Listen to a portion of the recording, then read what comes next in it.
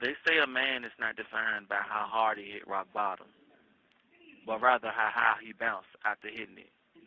But what happens when you fall so hard you're not sure if you'll ever get back up? Let me ask you something. Have you ever been in segregation, staring at yourself in the mirror, and didn't recognize the person who was staring back at you? What about throughout your incarceration? Have your spirit ever been so far down, not knowing whether or not you'll ever see another day outside of prison? I know that feeling, because I've been there in tears too. Not in theory, not in metaphor, I lived it. Allow me to share a little about myself. I was born on March 28, 1990, in Richmond, Virginia, raised with both parents in my life, a brother, a sister, a church family. At one point, I actually was the youngest member on the usher board. I was well liked in grade school as well, earning me many friendships. My childhood was full of experiences with memories made in New York, Philadelphia, Maryland, and Florida. On the surface, clearly my life was on track to be golden, but life has its ups and downs, and if you ain't ready, it'll pull you in a dark place you never saw coming. I never foreseen myself in a prison cell. However, by my mid-teens, the streets had my full attention. The church shoes got pushed to the side. I wanted Air Forces, Jordans, Timbs. School became a fashion show, and when that got old, I started skipping. Then eventually it just dropped out. You couldn't tell me I wasn't grown. Not only did I become a father when I was 16, I had already learned the ins and outs of the drug game. Street runner. Yeah, that's what they call it.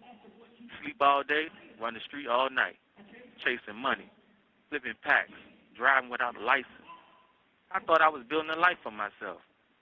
But really, I was only designing my own destruction. A single traffic stop would prove it all to be true. Drugs and thousands of dollars in cash found in my possession, all seized by police.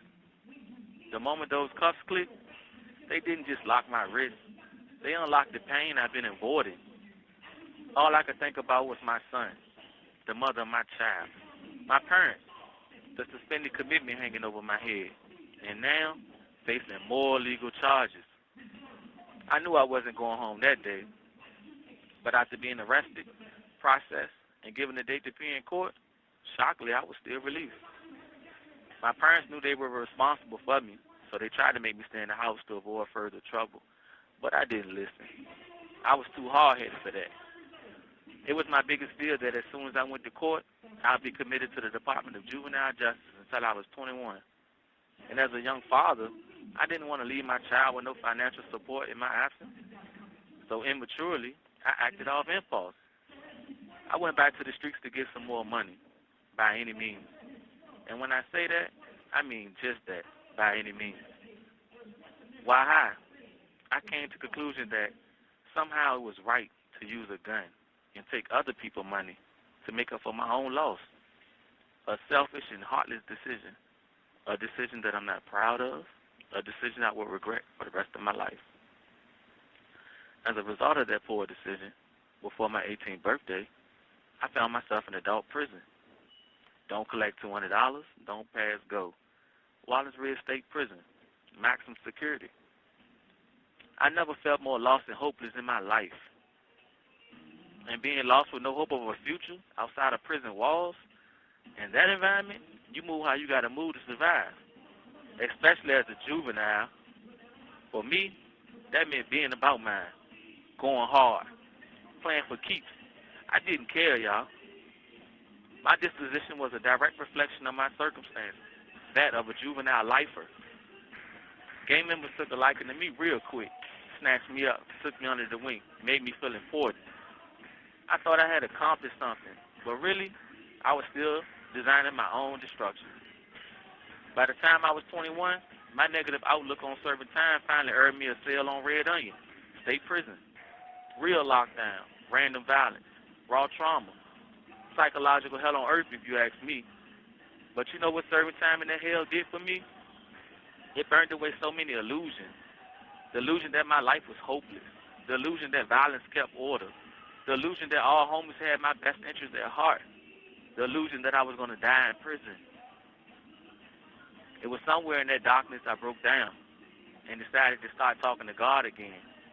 I asked him to forgive me. I asked him to save me from myself. I asked him to repurpose my life.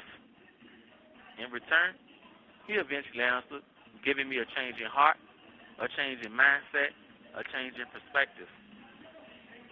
Forced to make some life-changing decisions, I had work to do. I had to get busy. I first started by withdrawing from gang life. Being affiliated constantly jeopardized my goals and set limitations on my potential, so that had to go.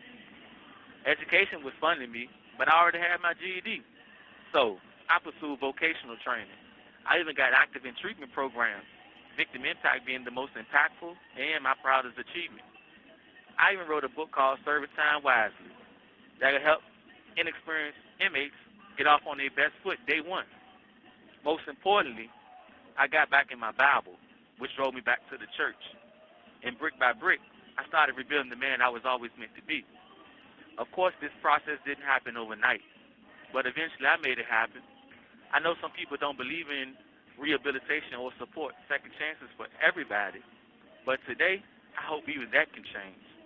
Because I stand before you to confess that I came a long way from the misguided teenager I used to be 20 years ago, and I take full responsibility for all my past poor decisions. I don't blame the wrong role models. I don't blame my co-defendant. I don't blame no one else. I blame the choices I made, and I strive to make better ones every day. Me, high school dropout, convicted felon, former gang member, now a grown-ass man with some grown-ass plans. If nothing else I say today sticks with you, remember this. Redemption is real. We are the living proof of it. We are not our past. We are not our charges. We are not our worst decisions. We are the core members of this community. We are the next returning citizens. We are the embodiment of perseverance. Thank you. What's a strength you didn't know you had before coming to prison? I didn't know that I had the strength to overcome my immediate circumstances so that I could continue to grow, be of service to others, and overall a better human being.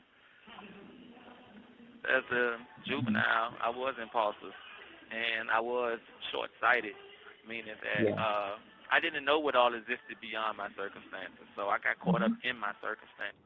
Not saying that's an excuse because I take responsibility for everything that I did, but at the same time, though, like, I believe if I had an opportunity to see beyond my immediate circumstances, I would have had another leash on life. What kind of impact do you want your story to have?